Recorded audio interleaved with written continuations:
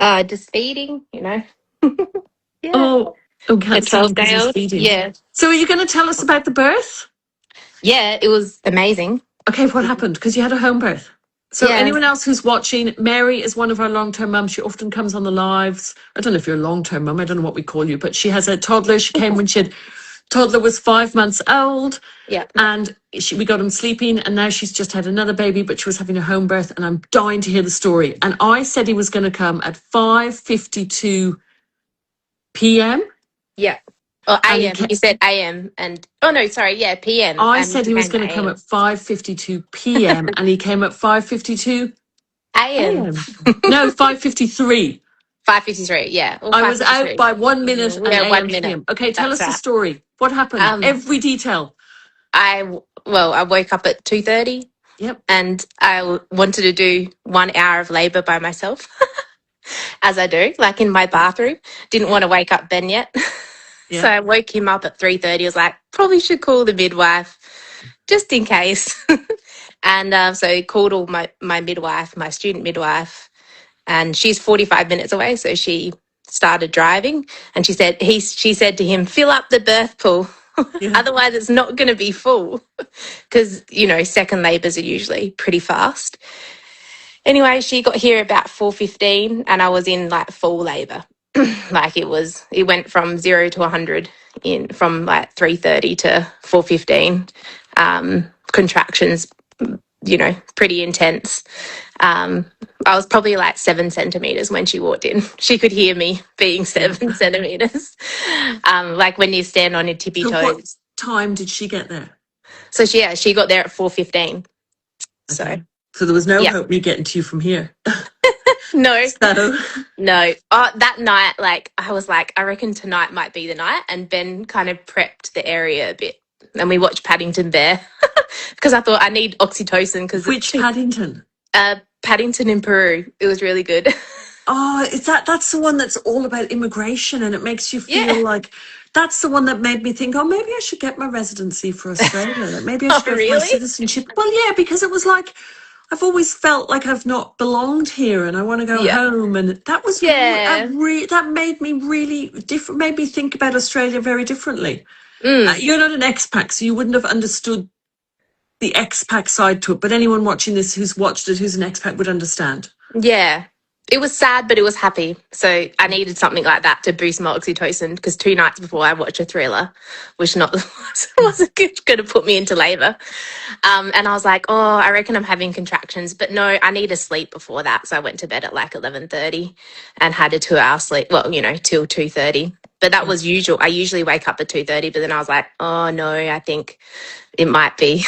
laboured. But yeah, and then you didn't know if you were having a boy or a girl? Nah, but I looked at him and I was like, he's a boy. Even before checking, I was like, it's got to be a boy. So go back. So the midwives arrived, and what happened? Yeah. And then as soon as the midwife, it just ramped up. And then because he hadn't filled any of the birth pool up yet, No way. Even though the midwife's like, I've told you 3 times via text and voice, because she called back, like I called her back again, saying like when she was 4 minutes to arrive, Ben called her back and said, oh, she's getting intense now. But he didn't, so as soon as she got here, she was like, fill that pool up. So he had to carry buckets of Bunnings, those big, huge buckets, Bunning buckets. We had a fresh one and he filled them up and we had the hose going as well because it was a large birth pool as well because I'm a tall person as well. Like I wanted to actually submerge it. He didn't want to because there's a lining on it and he didn't want to he wanted to make sure the lining was going to stay on the birth pool and he didn't want to ruin the birth pool. And my midwife like, I don't care. I wanted you to have your water birth. I wouldn't have cared if the lining wasn't properly on. Anyway, I think I got in with 20 minutes to go, got in the birth pool and it was just amazing in the water. So, I was in the water and the contractions, I just remember them feeling like choking. I feel like my diaphragm is in my throat when I have contractions. It's same with Ed, but it was much calmer.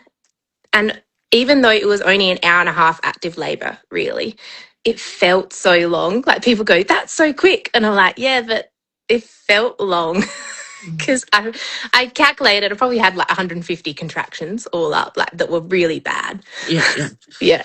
But and then I was on like all fours in the pool, and I basically delivered my own baby because my midwife So like good. feel for the head, and I'm like, oh my gosh, the head's there. So as soon as I thought the head's there, I was like, this is nearly over. This is so good. Like, yeah, and his head popped out, and then he turned in my body, which was the best. Like, it was the weirdest feeling because it's called transition when they turn in the body. Yeah. I mean, it sounds yucky, but it's really cool as a student midwife because Ed didn't really do that much. When he was in hospital. So yeah, he turned in my body and he just came out. I picked him up by myself. So And then there was when did no. you? So you said he's a boy. You knew he was a boy when you saw his Yeah, I face. looked at his face and he was like, had his head back wobbling a little bit. He took a little while to come to, but within the minute. And he cried pretty much straight away and started pinking up. But he was like this, like still thinking he was in the uterus probably. And I was like, oh, he's got to be a boy. I'd He love to just know looked what they like Ed. think. Like, I know. can they think? Like, what do they come out? And I like, think so. He was like, I'm still in the uterus. Like he was still trying to like work his way out. it must be so weird for them. I've got a video of him just like, head back and reflexed and just like, oh, and then he cried and then I just hugged him and yeah. And then I when just did you find out he was a boy?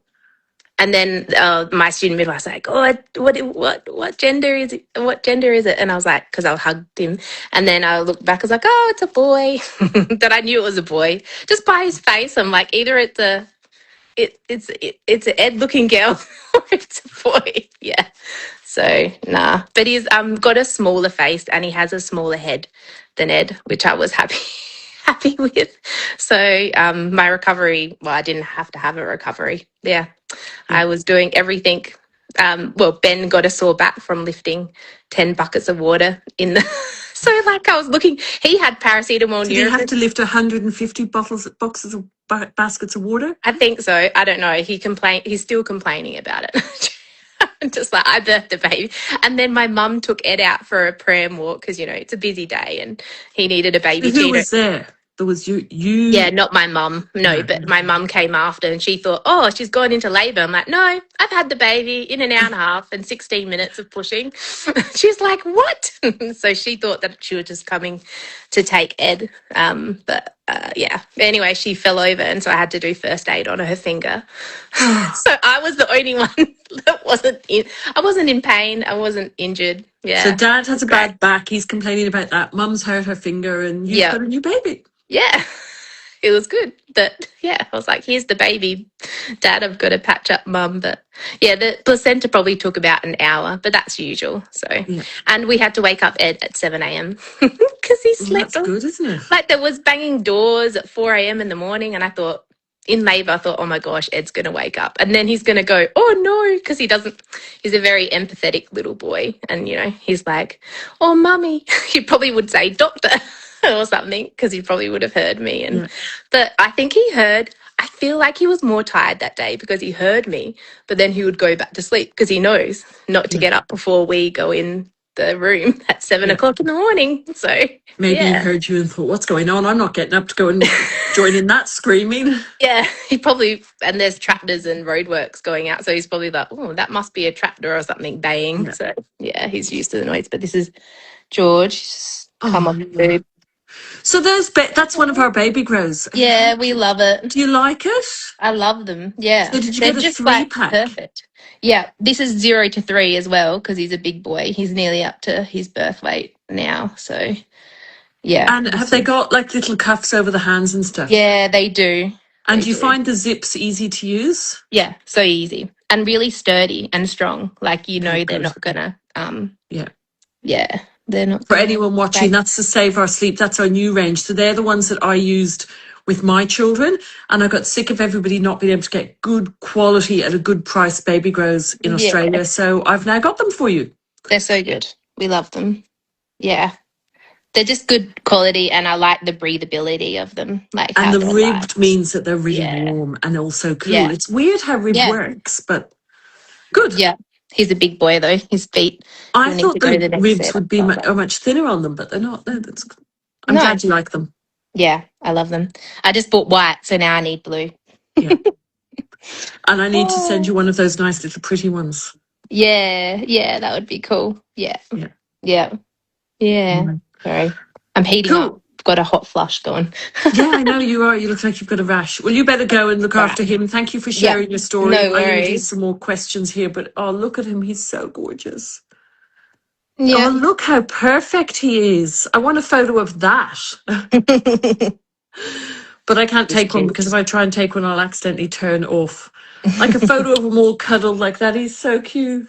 Yeah, he's Anyway. a cutie. He loves falling asleep though, newborns. But that's what they do. They feed and they fall asleep. And then you've got to abandon them, which I get in trouble for saying. So what you now do is, the way he's fallen asleep now when he's feeding is really normal. But then what you have to do is, if you're following the routine, you have to take him and lie him down somewhere away from you, just like, so they don't smell. Yeah. Well, not near where Ed could hurt him or anything, but so I call it abandoning the baby, like on the change table or something. Lie him down on something which isn't that cozy, and then he'll wake up again. And if he's in his baby grow like that, he's not going to feed because he's going to be hot. He's hot. You need to lie him down somewhere. Everyone's giving you hearts. Everyone's putting loads of hearts up. You need to lie him down somewhere so he can fully wake up a bit, and then or go and change his nappy and stuff, and then he'll start feeding again. Yeah. Sometimes I strip him. I've got a few windows open and it's freezing in Adelaide. Is it freezing in Melbourne? Yeah, it's very windy and cold, and they cancelled Geelong Cup today after everybody was there and whatever, and everyone's a bit pissed off about it because like all the horses and stuff. But they was always going to be cancelled. They should never have tried to go ahead with it. It's silly. Yeah. And there was a ban on umbrellas, so all these women went in their nice pretty frocks and stuff, and they couldn't bring umbrellas, so they would have been upset about that, and it was all a bit weird because they were scared about lightning, and I don't go to the Cup, so I don't get dressed up, so anyway. Yeah. Oh, well. Okay, congratulations. Thanks, Tizzie. Thanks for coming on and sharing your story. I'm going to cut your story down and put it up as your story later by itself. Cool. If that's okay. Is that okay? Because other people want to know it and they'll have missed it and they don't want to listen to all the questions to get to it. Yep. And Homer's not that scary. He was great, actually. That's probably why I had an hour and a half birth. Oh, I know, I'm jealous. I wouldn't have made it to the hospital. I would have had a baby in the car. Mine came way too prematurely. Like I've told you before, I wanted to have a water birth, but you can't do that at 28 weeks. No. The water was good. I didn't get a water birth with Ed, and I was like, because I'm a water baby. So, and he loved the bath the other night. We had his first bath, and I was like, that's probably why you loved the bath, because wrapping him up. You need to get him I'm going to start selling the Tizzie buckets again soon. You need to get him a bucket bath. Oh, okay. Maybe send an email and we'll send you a link to where you can get them. Okay. Sounds good. Oh, so good. That's what Ebru's using with her little girl. She loves it. Everybody loves them. Anyway. Cute. Okay. Oh, look at him. He's too gorgeous. Can you, after we go, can you send that photo so I can put it on the front? Sure. Maybe cover you. I don't know if we can see your boob, but you don't have to fully cover your boob. But just make sure there's no nipple in it, or Instagram will take it down. Yeah, he's just getting eyelashes today. But if you can take a selfie of that or whatever, and I could put it on the cover of your little birth story thing for people. Okay, thanks a million. All okay, right. Bye. Someone's saying he's beautiful. Everyone's saying the comments will go, but they're all saying congratulations and he's beautiful. Thanks, guys. Okay, I'm going to quickly go back to these questions before swimming. Thanks, Mary. Yep, okay, bye, George. Bye. Bye.